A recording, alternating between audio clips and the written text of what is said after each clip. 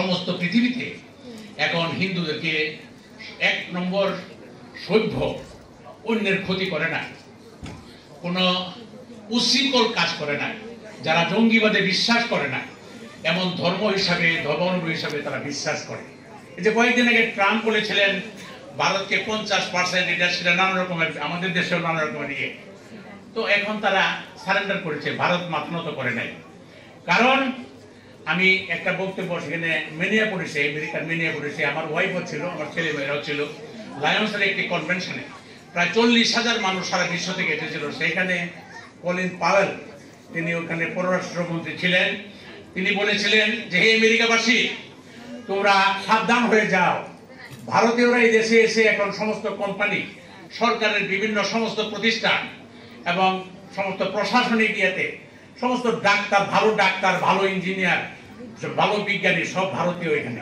তোমরা লেখাপড়া করতে চাও না, গ্রাজুয়েশন হলে তোমরা মনে করো শেষ, এবং তারা যেভাবে বসেছে 20 বছর পরে তারাই দেশ চালাবে, তোমরা কিছুই করতে পারবে না।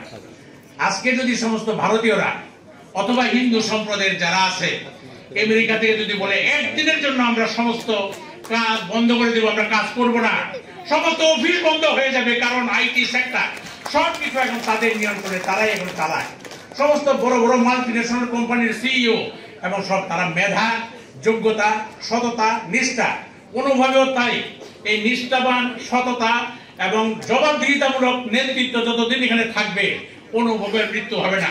আপনারা এই ব্যাপারে সচেষ্ট থাকবেন। আপনারা সবাই এত সহজ এখন বিকাশে কত কিছু, আপনারা সিগারেট খাওয়া বন্ধ করেন, সিগারেট কোন রকমের নেশা জাতীয় জিনিস করবেন না, এই টাকাটা অনুভবে জমা দেন, এই টাকা তো আপনার ভবিষ্যৎ প্রজন্মের জন্য এটা দরকার। এটা আস্তে আস্তে বিল্ড আপ হচ্ছে, সম্প্রদায় আস্তে আস্তে জেগে উঠবে।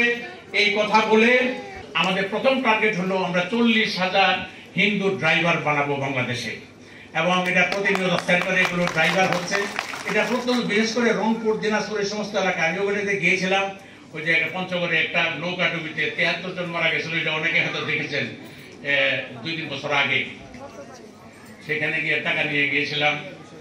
তো এই যে কয়েকদিন আগে অভয়নগরের কথা বললো, প্রথম ব্যক্তি আমি গুলশান বনানী পূজা ফাউন্ডেশন থেকে, যেদিন তাদের দুর্ঘটনাটা হলো, বাড়িটা পুরাই দিল, 22টি পরিবারের বাড়িঘর সব ধ্বংস করে দিল। কি কারণে আমি জানি না, তো সমস্ত বাড়িগুলি ধ্বংস করে দিল। প্রত্যেক পরিবারকে 20,000 টাকা দেওয়া হয়েছিল গুলশান বনানী পূজা ফাউন্ডেশন থেকে প্রথমে। তারপরে অন্যান্য সংগঠন আরও গেছে।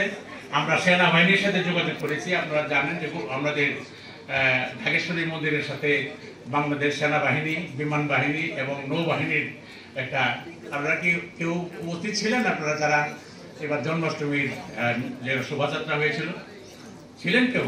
যদি থেকে থাকেন, 3 বাহিনীর প্রধান সেদিন এসেছিলেন ওখানে, এবং তারা ঘোষণা দিলেন, আপনি ছিলেন ওখানে না? তো সেখানে তারা ঘোষণা দিলেন যে এই দেশে সকল ধর্মের মানুষ সমান অধিকার নিয়ে বসবাস করবে, যার যার ধর্ম সে পালন করবে।